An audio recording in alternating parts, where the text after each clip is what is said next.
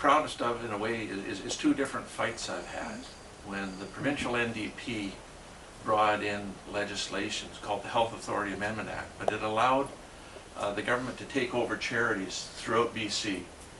And not only could they take over the charity, they could seize their assets without compensation, fire all their members, fire all their directors, and essentially they took all the assets without compensation, and they tried to use it on our long-term care home, Glacier View Lodge here locally.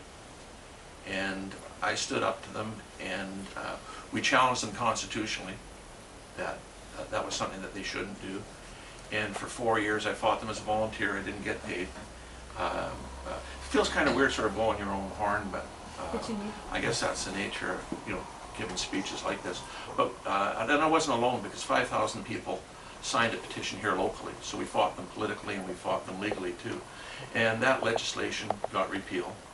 And proud to say that Glacier View Lodge and other charities in BC are around because of it.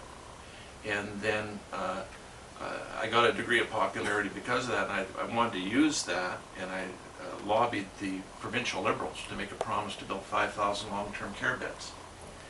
And the good news is they made the promise. The bad news is they lied about it. And so I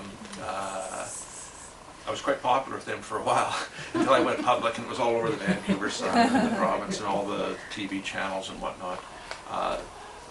They thought the scandal, the media initially thought the scandal was that we were lobbying for beds here for the Comox Valley, and they got it mixed up. The real scandal was that the provincial Liberals lied about building long-term care beds. And so I went public with that. The provincial Liberals eventually broke their promise. They only built 1,250 beds in all of BC.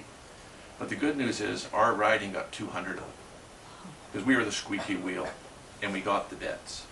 So I was proud of the two fights, but what I hope that shows is that, you know, what's right or wrong doesn't change depending on whether you're in opposition or whether you're in government. What's right or wrong stays the same, and you've got to be aware of that.